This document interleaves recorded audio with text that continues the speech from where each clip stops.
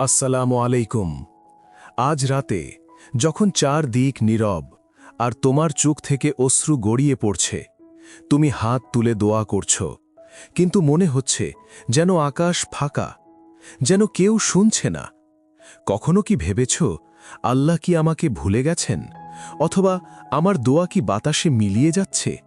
থামো ভাই বোনেরা, এই মুহূর্তে তোমার সেই কান্না আল্লাহর কাছে সবচেয়ে মূল্যবান, কারণ দোয়া কবুল না হওয়ার পিছনে লুকিয়ে আছে আল্লাহর অসীম ভালোবাসা। আজ আমরা কোরআন ও হাদিসের আলোকে এই রহস্য উন্মোচন করব, যাতে তোমার হৃদয়ে আশা জ্বলে ওঠে আর দোয়া আরও গভীর হয়। শেষ পর্যন্ত আমার সাথে থাকো। ভাই বোনেরা, জীবনে এমন সময় আসে যখন আমরা সব কিছু হারিয়ে ফেলি মনে হয়। একটা ছেলে যার স্বপ্ন ছিল একটা চাকরি, সে রাত ভর দোয়া করে কিন্তু কবুল হয় না। একটা মা যার সন্তান অসুস্থ, সে সিজদায় পড়ে কাঁদে কিন্তু সুস্থতা আসে না। একজন যুবক যে একটা সম্পর্কের জন্য আল্লাহর কাছে কান্নাকাটি করে, কিন্তু সেই সম্পর্ক হয় না। আমরা ভাবি আল্লাহ কেন শুনছেন না, কিন্তু কোরআন বলে, সূরা আল বাকারা আয়াত 216, হয়তো তোমরা এমন কিছু অপছন্দ করো যা তোমাদের জন্য কল্যাণকর, আর এমন কিছু পছন্দ করো যা তোমাদের জন্য ক্ষতিকর। আল্লাহ জানেন, তোমরা জানো না। এই আয়াত আমাদের চোখ খুলে দেয়।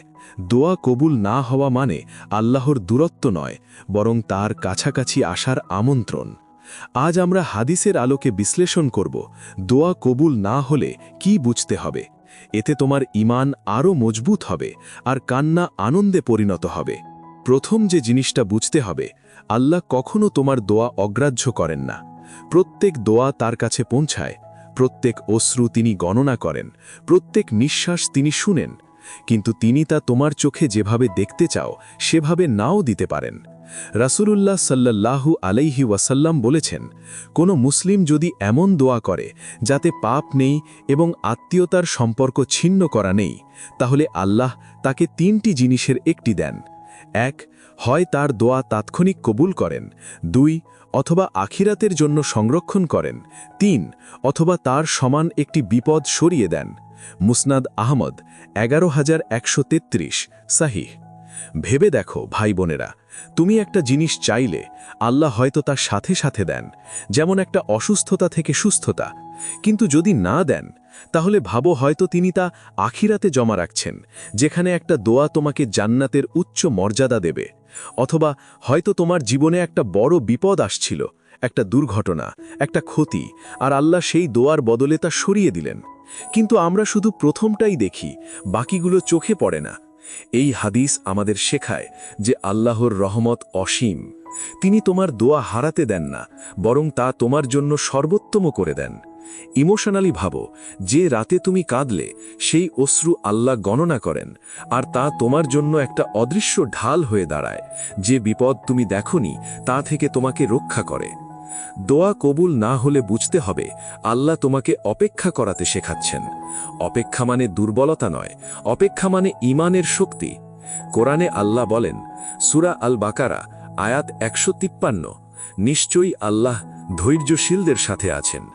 ভেবে দেখো, নবী ইউসুফ আলাইহিসসালাম কত বছর কারাগারে অপেক্ষা করলেন।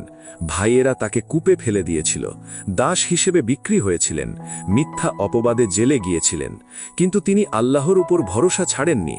শেষে কি হলো? আল্লাহ তাকে রাজত্ব দিলেন, মিশরের আজিজ বানিয়ে দিলেন। অপেক্ষা তোমাকে ভাঙে না, বরং আল্লাহর কাছে আরও কাছে নেয়। যখন তোমার হৃদয় ভেঙে যায় অপেক্ষায়, তখন আল্লাহ সেই ভাঙা হৃদয় মেরামত করেন, তোমাকে আরও শক্তিশালী করেন। তাই দোয়া করো, অপেক্ষা করো, আর বিশ্বাস রাখো, কারণ আল্লাহর সময় সর্বোত্তম। দোয়া কবুল না হলে বুঝতে হবে তুমি যা চাইছো তা হয়তো তোমার জন্য ক্ষতিকর। তুমি সীমিত দেখো, কিন্তু আল্লাহ পুরো ভবিষ্যৎ দেখেন।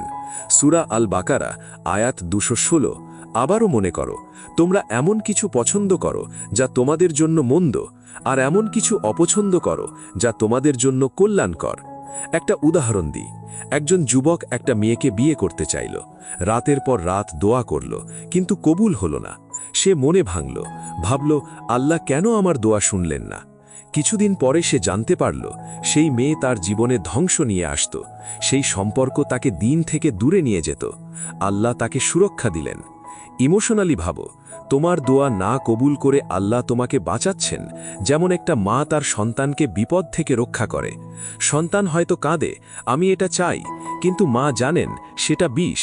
ঠিক তেমনি আল্লাহ তোমার চেয়ে ৭০ গুণ বেশি দয়ালু।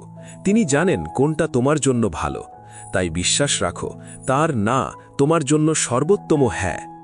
দোয়া কবুল না হলে বুঝতে হবে আল্লাহ তোমার ঈমান পরীক্ষা করছেন। তুমি কি শুধু পাওয়ার জন্য দোয়া করো, নাকি না পেয়েও আল্লাহকে ভালোবাসো?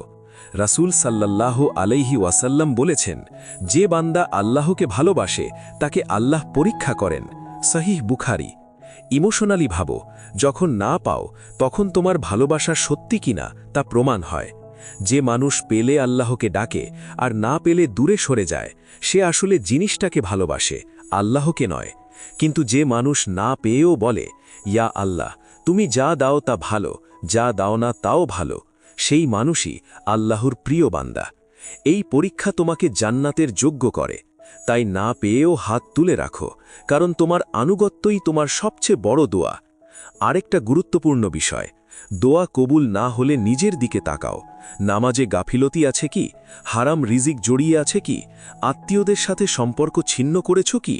রাসূল সাল্লাল্লাহু আলাইহি ওয়াসাল্লাম বলেছেন, একজন মানুষ দীর্ঘ সফর করে, চুল উস্কো খুস্কো ধুলোবালি হয়ে হাত তুলে দোয়া করে, ইয়া রব, ইয়া রব, কিন্তু তার খাবার হারাম, পানীয় হারাম, পোশাক হারাম, হারাম দিয়েই সে প্রতিপালিত হয়েছে।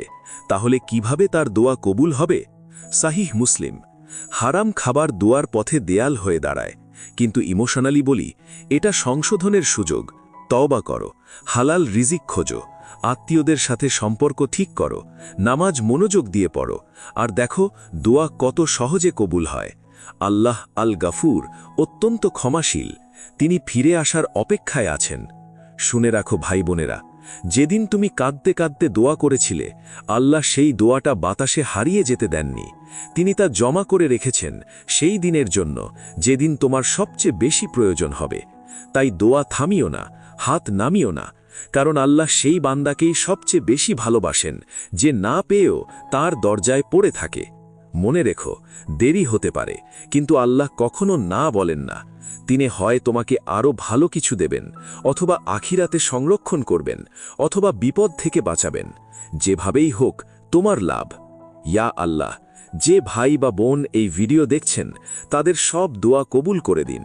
তাদের হৃদয়ে আশা জ্বালিয়ে দিন, তাদের জীবনে বরকত দিন, তাদের ঈমান মজবুত করে দিন, তাদেরকে ধৈর্যশীলদের মধ্যে শামিল করুন, এবং আমাদের সবাইকে জান্নাতুল ফিরদাউস নাসিব করুন। যদি এই কথাগুলো তোমার হৃদয়ে লাগে, তাহলে আজই আল্লাহর কাছে ফিরে যাও। একটা দোয়া করো, সবার করো, আর বিশ্বাস রাখো। সাবস্ক্রাইব করো, লাইক দাও, শেয়ার করো, যাতে আরও মানুষ এই আশা পায়। আল্লাহ হাফেজ। আসসালামু আলাইকুম ওয়া রাহমাতুল্লাহ।